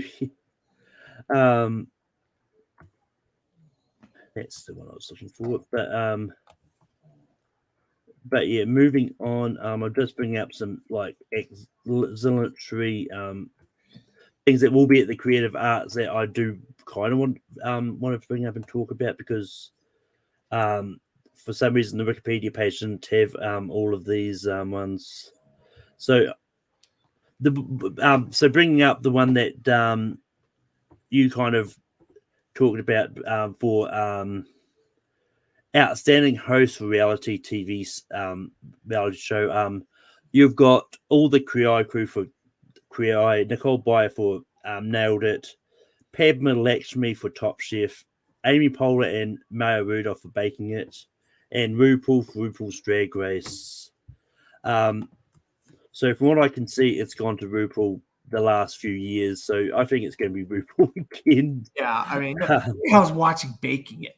You know what I mean, Malcolm? I mean, I don't know. You know, I'm not going to get into a whole debate about it, but I don't think there's not many that people are watching Baking It. Jesus. I mean, it honestly, you'd be surprised because cooking reality shows is big. There's a lot. There's a lot there, and I think there's a lot that a lot of people watch it. Like I personally watch them myself. I just recently watched a show on Disney Plus called Secret Chef, which I think is a really good. Moving on to guest actor for I think it's comedy. Guest actress for a comedy series. Got Becky Ann Baker for Ted Lasso. Quinta Brunson for Saturday Night Live. Taraji P. Henson for Abbott Elementary. Judith Light for Poker Face. Sarah Niles and Harriet Walter for Ted Lasso. Sarah Niles, I believe, was nominated for supporting actress in either supporting or lead for the second season of Ted Lasso. She was only a guest star apparently in this season. But what are your thoughts about the nominations for guest star in a comedy series? Well, if we kind of want to split up some of these awards, Malcolm, you could give Best Actress in an Emmy to somebody else and give this award to Quinta Brunson, and then she gets her award anyway, for SNL, and somebody else could get Best Actress for comedy. You know what I mean? And that, to me, that would be a no-brainer. You give Quinta Brunson this, then you give somebody else actress in a comedy. But we always like to spread the love, but this is an opportunity where you can actually spread the love. Yeah, I agree with you to a point. Now, this is one of those ones like I would much prefer seeing Quinta Brunson sort of win for a lead actress in a comedy than that's guest star, just for the simple reason the show she's nominated for guest star is just for her stint as a host on Saturday Night Live.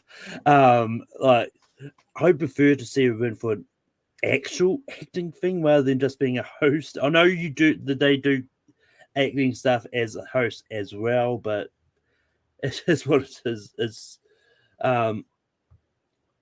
but yeah, moving on to guest actress for drama.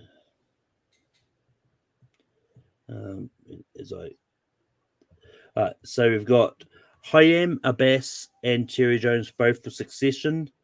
Melanie Linsky, Storm Reed, and Anna Torv for The Last of Us, and then Harriet Walter for Succession.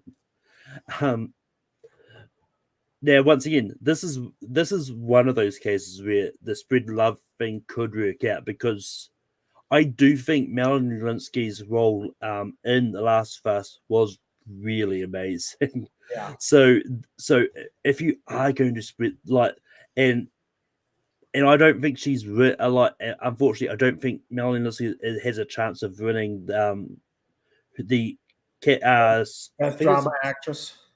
It's either actress or supporting actress. No, it's best drama actress. She's in for Yellow Jackets, yeah. Yeah. So I think there's a good chance she could win for The Last of Us. But then again, both Storm Reed and Anna Torv are both great in it too, so I don't know. But then what are your thoughts about supporting guest star for drama? Yeah, I'm a little bit verklempt, just like you are, Malcolm, here, thinking about this, because I thought the episode with Storm Reed was incredible.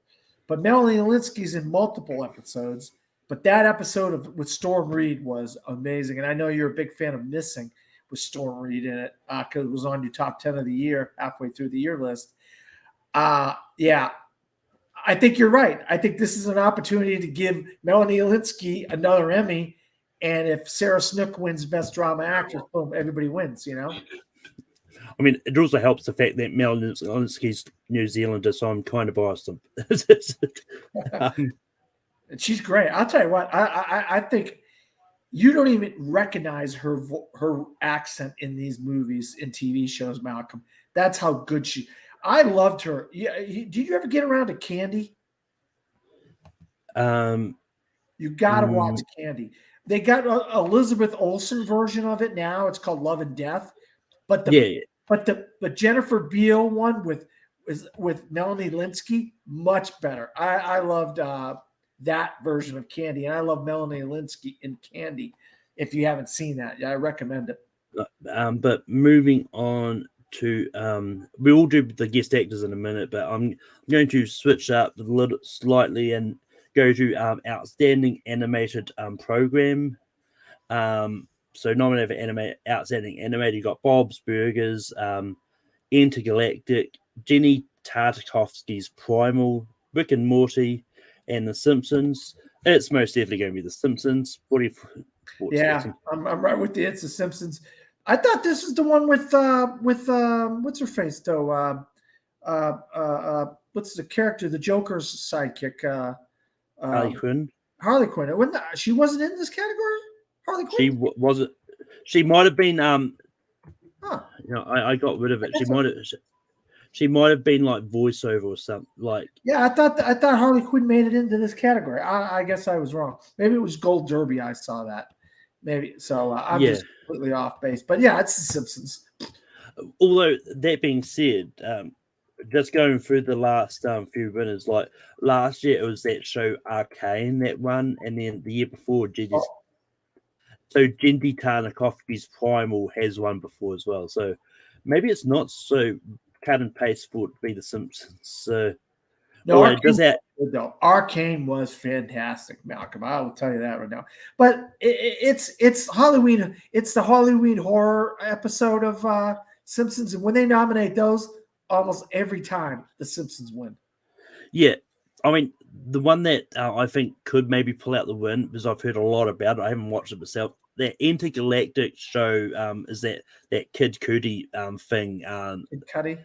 Yeah, I've heard a lot of stuff about that. So I think that could potentially maybe be the winner. I don't know, but it's interesting. And I did watch the Bob's Burgers movie, and so I enjoyed Bob's Burgers on that respect, but I don't watch any of these shows. But yeah, Harley Quinn was completely shut out. Oh wow! Okay, wow. I think the people are pretty upset about that because that was a popular pick for a lot of people to get nominated. Yeah. Although in saying that, she hasn't been nominated at all for Harley Quinn. So. Oh well, what are you gonna do? Yeah. But moving on to guest actor for comedy, got John Bernthal for The Bear, Luke Kirby for Marvelous Mrs. Maisel, Nathan Lane for Only Murders in the Building, Pedro Pascal for Saturday Night Live, Oliver Platt for The Bear, Sam Richardson for Ted Lasso. I'm kind of surprised he's considered guest star because I thought he was a big star. But that being said, once again, I know what you're going to say about Pedro Pascal. I was like, he could win here, but he's going to though. Unfortunately, he could win here. You're right, Malcolm. He could win here. I don't think he's going to though. I'll tell you the reason why in a second. Go ahead. What were you going to say?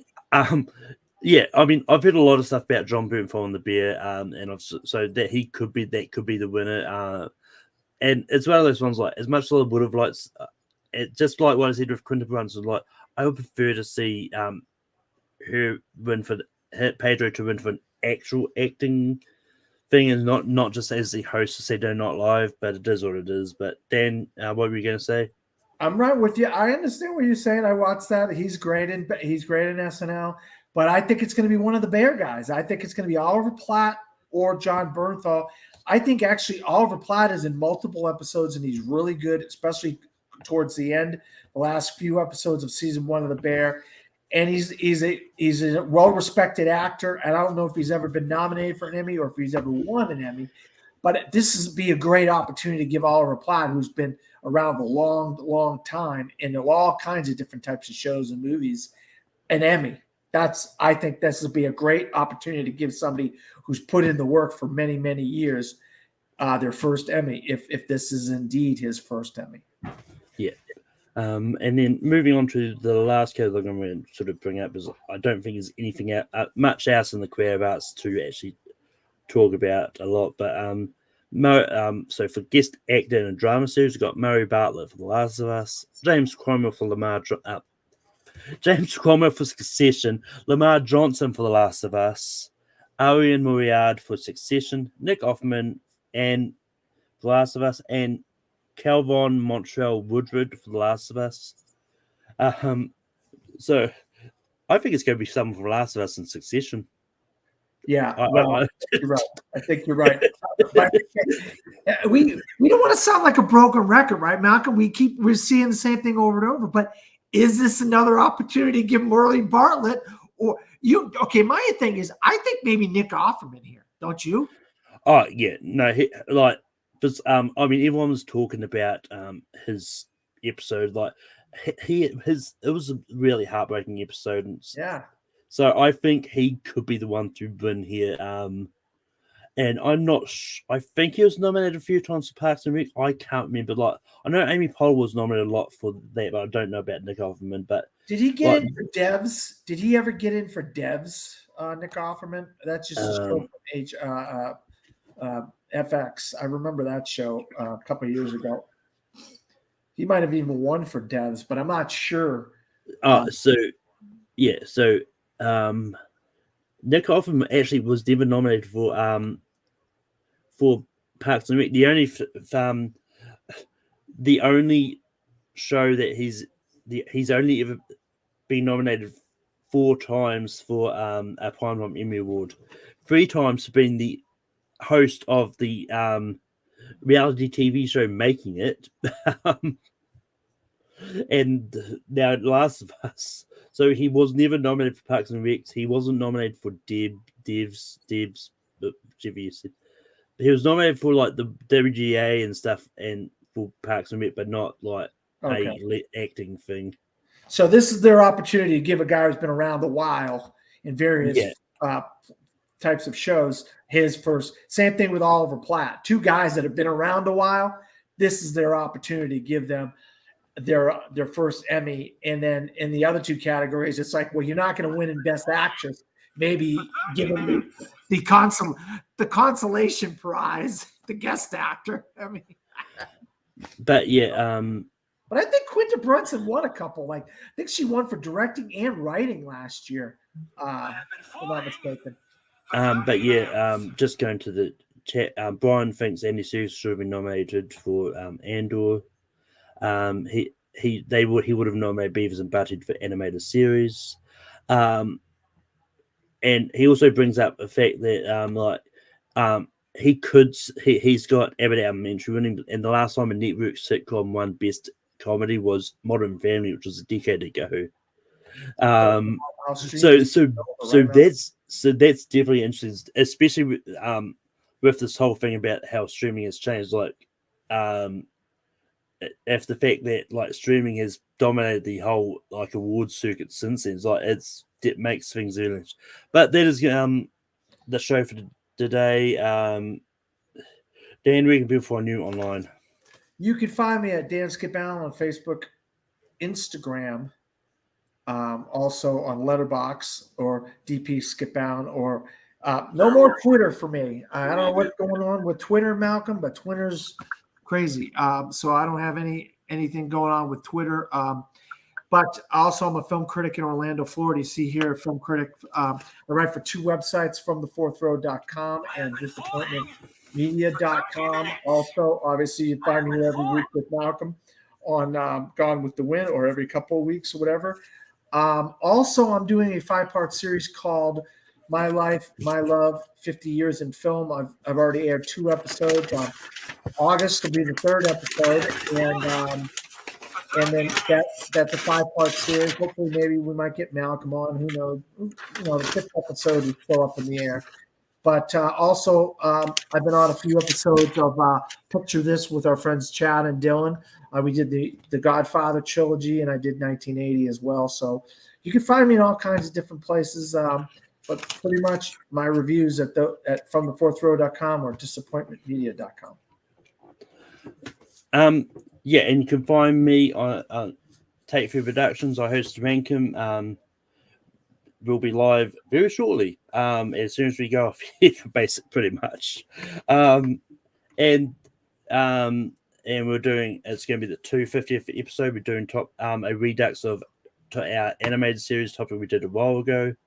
And yeah, But with that being said, that is the end of the show. So yeah, and I'm going to go out on this one. I didn't choose the skunk slime. The skunk slime chose me.